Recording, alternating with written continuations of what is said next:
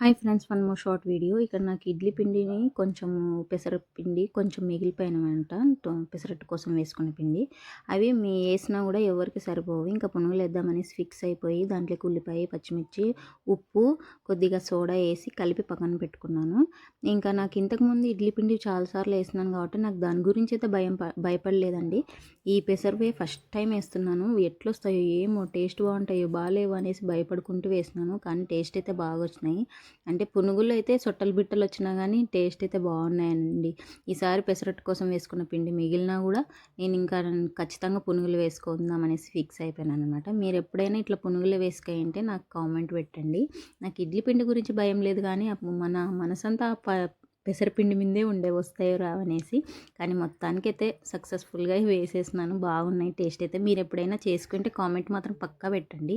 నచ్చితే like and subscribe చేసుకోవడం మాత్రం మర్చిపోవద్దండి.